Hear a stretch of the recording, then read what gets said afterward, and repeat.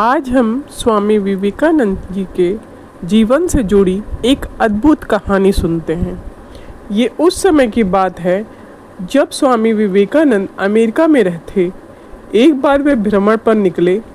एक नदी के पास से गुजरते हुए उन्होंने कुछ लड़कों को देखा।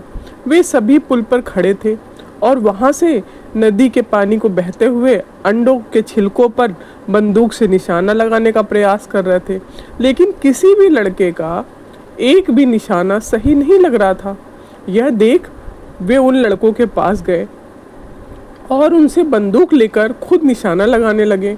उन्होंने पहला निशाना लगाया, वो सीधे जाके अंडों के छिलकों पर लगा। फिर उन्होंने दूसरा निशाना लगाया, वो भी सटीक लगा। फिर एक के बाद एक उन्होंने 12 निशाने लगाए। सभी निशाने बिल्कुल सही जाकर बैठे। यह देख सभी लड़के आश्चर्यचकित हो गए। उन्होंने स्वामी जी से पूछा, स्वामी जी आप इतना सटीक निशाना कैसे लगा पाते हो? भला ये कैसे कर पाते हो आप? इस पर स्वामी विवेकानंद जी का उत्तर था, असंभव कुछ भी नहीं। तुम जो भी काम कर रहे हो अपना दिमाग पूरी तरह से बस उसी एक काम में लगा दो। यदि पाठ पढ़ रहे हो तो सिर्फ पाठ के बारे में सोचो। यदि निशाना साध रहे हो तो अपना पूरा ध्यान लक्ष्य की ओर देखो। इस तरह तुम कभी भी नहीं चूकोगे। स्वामी विवेकानंद जी के इस प्रेरक प्रसंग से यह शिक्षा मिलती है कि कोई भी काम करना मुश्किल नहीं होता, लेकिन इसके लिए ज़रूरी है कि आप जो भी काम करें वो सच्चे मन से करें और लगन के साथ लक्ष्य को निर्धारित करके करना चाहिए। तभी आप उस काम में सफल हो सकते हैं, वरना आप उस काम को करने से अपना समय और मेहनत दोनों खराब करते रहेंगे और वह कभी पूरा भी नहीं होगा। तो हमें विवेकानंद जी, जो कि किसी भी परिचय के मुहताज नहीं है, उनकी शिक्षा का जरूर अनुसरण करना चाहिए। स्वामी विवेकानंद जी के तेज दिमाग का रहस्य लोगों ने जब जानने की कोशिश की, तब स्वामी विवेकानंद जी ने कहा, मेरे जैसा ही दिमाग सबके पास है, लेकिन बस ध्यान देना है कि अगर कोई ध्यान और ब्रह्मचर्य का पालन करता है तो उसका मस्तिष्क तेज होता जाएगा। इतना तेज होता जाएगा कि वह सोच भी नहीं सकता। वह अपनी सीखने की क्षमता को बढ़ा सकता है। ध्यान करने से हमारी एकाग्रता बढ़ती है।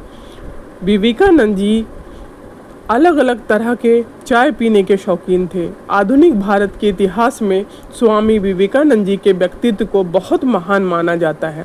उनकी विचारधारा और समाज के उत्थान के लिए उन्होंने जो कार्य किए हम सभी ने पढ़ा और सुना है। बहुत ही कम उम्र में न सिर्फ उन्होंने भारत में बल्कि विदेशों में भी उन्होंने अपनी छाप छोड़ी। कर्म योग स्वामी विवेकानंद जी की विख्यात पुस्तक है।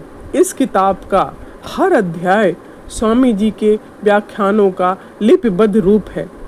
इस पुस्तक में स्वामी विवेकानंद जी द्वारा दिसंबर 1895 से जनवरी 1896 के बीच दिए हुए भाषणों का संकलन है।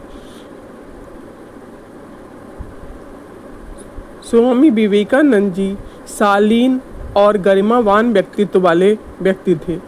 उदास और पतित हिंदुओं के सहायक थे। 1893 में उन्होंने शिकागो में अंतर्राष्ट्रीय धर्म सम्मेलन में भाग लिया। विदेशी भी उनके विचारों का सम्मान करते थे। उन्हें एक स्टववाद का उपदेश दिया था उन्होंने। स्वामी विवेकानंद जी का जन्म 12 जनवरी 1863 को कोलकाता के कायस्थ परिवार में हुआ था। उनके बचपन का नाम नरेंद्र नाथ दत्त था। स्वामी विवेकानंद जी के पिता विश्वनाथ दत्त कलकत्ता हाई कोर्ट में वकील थे, जबकि मां भुवनेश्वरी देवी धार्मिक विचारों वाली थी। स्वामी विवेकानंद बचपन से ही पढ़ाई और अध्ययन में रुचि थी। स्वामी विवेकानंद की स्मरण शक्ति इतनी मजबूत थी कि वह किसी भी तरह की मोटी से मोटी किताब एक बार में वो पढ़ भी सकते थे और केवल पढ़ने मात्र से याद भी रख सकते थे। उन्होंने सभी तरह की डिक्शनरी शामिल थी, सार संग्रह शामिल थे और अपनी मौत से कुछ समय पूर्व गणित विषय पर विश्वकोश पढ़ रहे थे। स्वामी विवेकानंद जी का मूल मंत्र था जो कि युवाओं के लिए प्रेरणा है। उठो, जागो और तब तक मत रुको जब तक तुम्हें तुम्हारे लक्ष्य की प्राप्ति नहीं होती। स्वामी विवेकानंद जी ने का भारत का वेदांत अमेरिका और यूरोप के हर देश में पहुंचाया। स्वामी विवेकानंद की वृत्तता के कारण ही पहुंचा। उन्होंने रामकृष्ण मिशन की स्थापना की, जो आज भी अपना काम कर रहा है। वे रामकृष्ण परमहंस के सुयोग्य शिष्य थे। उन्हें प्रमुख रूप से उनके भाषण की शुरुआत में मेरे अमेरिकी भाई एवं बहनों के साथ कहने के लिए जाना जाता है। स्वामी विवेकानंद जी का उठो, जागो और तब तक मत रुको जब तक लक्ष्य न प्राप्त हो जाए, ये अनमोल बात राष्ट्रीयता की भावना को जागृत करने और देश की तरक्की के मुहाने पर लागने का उद्देश्य से कही गई थी। देश की उन्नति और तरक्की के लिए प्रयासरत स्वामी विवेकानंद उस शक्ति को उठाना चाहते थे जो भी किसी देश के विकास के लिए आधार होती है, यानी कि युवा। स्वामी विवेकानंद जी का ध्यान दो विषयों के अंतर्गत किया जाता है। एक योग के अनुसार ध्यान, जिसे व्यवहारिक और रहस्यमयी दृष्टिकोण माना जाता है, और दूसरा वेदांत के अनुसार ध्यान, जिसका अर्थ है दार्शनिक और पारलौकिक दृष्टिकोण। दोनों विषयों का अंतिम उद्देश्य परमात्मा की प्राप्ति के माध्यम से प्रकाश को प्राप्त करना है। 19वीं शताब्दी के अंत में विश्व मंच पर हिंदू धर्म को एक मजबूत पहचान दिलाई थी। स्वामी विवेकानंद जी का असली नाम नरेंद्र नाथ दत्त था, जिन्हें नरेन के नाम से भी बुलाया जाता था। बहुत ही कम उम्र में उनका झुकाव अध्यात्म की तरफ चला गया। बचपन से ही वो बुद्धिमान थे। विवेकानंद स्वामी जी बचपन से ही बहुत ज़्यादा बुद्धिमान थे। स्वामी विवेकानंद जी के 4 जुलाई 1902 को बेलूर मठ के एक शांत कमरे में उन्होंने महासमाधि ले ली। उस समय उनकी उम्र 39 साल 5 माह और 24 दिन थे। विवेकानंद जी कहते थे कि बल ही जीवन है और दुर्बलता मृत्यु। चुनौतियों का सामना भी तभी किया जा सकता है जब हम जीवन के लिए सार्थकता को स्वीकार करें। स्वामी विवेकानंद जी 3 कारणों से प्रसिद्ध हैं। पहला, वे श्री राम कृष्ण परमहंस जी के शिष्य थे। दूसरा, उन्होंने शिकागो में जो भाषण दिया था उसके चलते वह लोकप्रिय हुए। और तीसरा, वे युवाओं के सन्यासी थे। सबसे ज़्यादा प्रसिद्धि उन्हें शिकागो में दिए गए भाषण के कारण मिली। पढ़ने के लिए जरूरी है एकाग्रता, एकाग्रता के लिए जरूरी है ध्यान, ध्यान से ही हम इंद्रियों को संयम रखकर एकाग्रता प्राप्त कर सकते हैं। इसीलिए विवेकानंद जी की कुछ खास बातें जो हमें अपने जीवन को सफल बनाने में मूल मंत्र का काम करती हैं और इनके जरिए से कामयाबी हासिल की जा सकती है, उनमें अपनाने से हर तरह के कदम कामयाबी हासिल कर सकते हैं। पहला, जब तक आप अपने काम में व्यस्त हैं तब तक काम आसान होगा, लेकिन आलसी होने पर कोई भी काम आसान नहीं लगता। दूसरा, पढ़ने के लिए ज़रूरी है एकाग्रता, एकाग्रता के लिए ज़रूरी है ध्यान, ध्यान से ही हम इंद्रियों को संयम रखकर एकाग्रता प्राप्त कर सकते हैं। तीसरा, जब तक जीना है तब तक सीखना है, अनुभव ही जगत में सर्वश्रेष्ठ शिक्षक है। चौथा, हम वो हैं जो हमारी सोच ने हमें बनाया है, इसलिए इस बात का ध्यान रखें कि आप क्या सोचते हैं। पांचवा, जो तुम सोचते हो वही बन जाते हो। यदि तुम खुद को कमज़ोर सोचते हो तो तुम कमज़ोर बन जाते हो, अगर खुद को ताकतवर सोचते हो तो तुम ताकतवर बन जाते हो। छठा, एक विचार लो, उस विचार को अपना जीवन बना लो, उसके बारे में सोचो, उसके सपने देखो, उस विचार को जियो, अपने मस्तिष्क, मांसपेशियों, नसों, शरीर के हर हिस्से को उस विचार में डूब जाने दो, बाकी सभी विचार को किनारे रख दो। यही सफल होने का तरीका है। जिस तरह किसी काम के लिए प्रतिज्ञा करो, ठीक उसी समय पर उसे करना शुरू कर दो, नहीं तो लोगों का विश्वास आप पर से उठ जाएगा। एक समय में एक ही काम करो और ऐसा करते समय अपनी पूरी आत्मा उस काम में डाल दो और बाकी सब कुछ भूल जाओ। ब्रह्मांड की सभी शक्तियाँ पहले से ही हमारी हैं। वो हम सभी हैं जो अपनी आँखों पर हाथ रख लेते हैं और फिर रोते हैं कि कितना अंधकार है। 10वां, उठो और जागो और तब तक मत रुको जब तक कि तुम्हें तुम्हारा लक्ष्य प्राप्त नहीं हो जाता। ये अनमोल वचन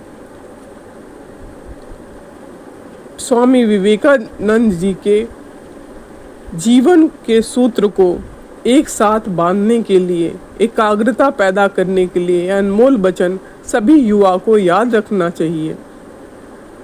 स्वामी विवेकानंद जी की मृत्यु बहुत जल्दी हो गई कि 39 साल की उम्र में।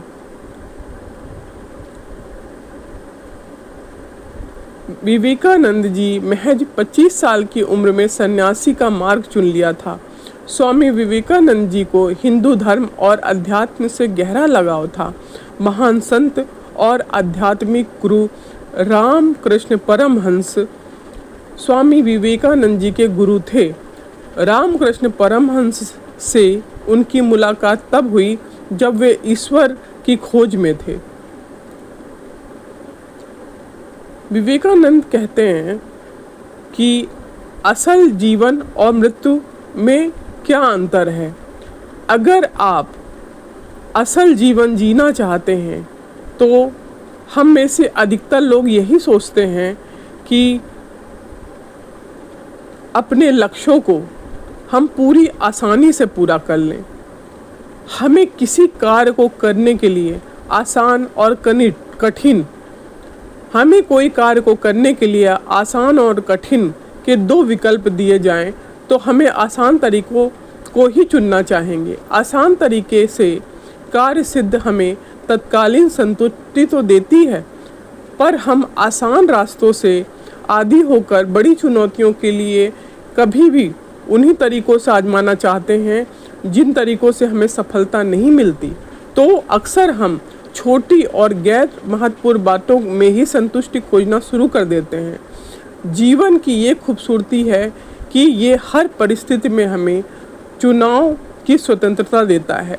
जीवन में आगे बढ़ते जाना हमारी नियत है, पर चुनाव करना कि हम अपनी शर्तों पर आगे बढ़ें या परिस्थितियों के गुलाम बनकर बिना पतवार की नाव के जैसे बिना दिशाहीन होकर बहें। परिस्थितियों को चुनना हमारे वश में नहीं, पर कौन सा कदम हमें उठाना है यह निर्णय तो हमारे हाथ में है। मानव अपनी बुद्धि से, अपने कार्यों से इस तरह से चुनाव करता है कि जिस परिणाम की कल्पना उसने की है वह संभव हो जाए, और इसी हेतु वह कर्म करता है। कई बार ऐसे कर्मों को करने के लिए हमें विवश होना पड़ता है जिनको करने से औचित्य हम समझ भी नहीं पाते, इसलिए हम इसे विवशता का नाम दे देते हैं और इसे नकारात्मक मनोदशा के कारण विवस्था में लिए गए कार्यों को ना तो संपादन उचित तरीके से करते हैं और ना ही सकारात्मक परिणामों की कल्पना कर पाते हैं। स्वामी विवेकानंद जी ने कहा कि वह विश्व एक व्यायामशाला है जहां हम खुद को मजबूत बनाने के लिए आते हैं। संसार में रहकर यदि हम केवल इच्छित कार्य को ही करना चाहें तो हम पाएंगे कि कार्यों को करने के लिए जो सामर्थ्य अपेक्षित है उसे हमने कभी अभी तक अर्जित ही नहीं किया। उसके लिए सबसे पहले ज़रूरत है बल की। चुनौतियां हमारे बल को परखती हैं और लगातार मजबूती के लिए प्रयास करते रहने से ही हमें प्रेरणा मिलती है। विवेकानंद जी कहते हैं, बल ही जीवन है और दुर्बलता मृत्यु। चुनौतियों का सामना भी तभी किया जा सकता है जब हम जीवन के लिए सार्थकता को स्वीकार करें। शांति काल में भी सेनाएं युद्ध अभ्यास करती थी, चाहे भविष्य में युद्ध की कोई संभावना नजर आ रही हो या नहीं। उसी प्रकार यदि हम एक पूर्ण रूप से स्वस्थ व्यक्ति नियमित रूप से कसरत करता है, तभी आपात स्थिति में उसे प्रतिरोध करने की क्षमता कायम रहती है। चुनौतियां बड़े और बड़े महत्वपूर्ण लक्ष्यों को प्राप्त करने के लिए हरदम तैयार रहती हैं। आज जिन चुनौतियों का हम सामना करेंगे, वे निश्चित तौर पर बड़े अवसरों के द्वार हमारे लिए खोलती हैं, भले ही हमें वे आज नहीं दिखाई पड़े। जो लोग अवसरों के ना मिलने की शिकायत करते हैं, ऐसे लोगों को ही अवसर की प्रतीक्षा करनी पड़ती है। वर्तमान चुनौतियों को स्वीकार कर कार्य में प्रवृत्त होने वाले जीवन में अवसर स्वयं ही उत्पन्न होने लगते हैं। कहा जाता है कि जीवन में कुछ भी व्यर्थ नहीं होता। जीवन में केवल वही कार्य करने योग्य नहीं होते जो हमारे अनुकूल है। जो भी कार्य सामने है, उसी से वांछित मानकर कार्य करना मनुष्य की ऊंचाइयों की ओर ले जाने वाला मार्ग है।